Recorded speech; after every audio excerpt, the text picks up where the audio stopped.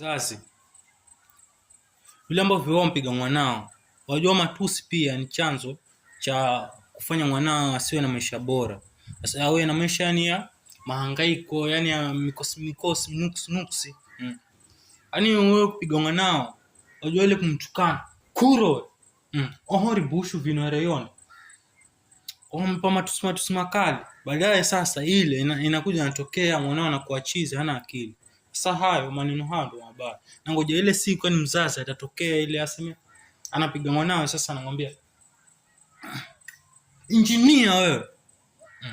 Ona hiyo sura kama Ruto. Si Ruto ako na pesa. Ona hilo litumbo kama lecturer. Maneno mazuri kama hayo.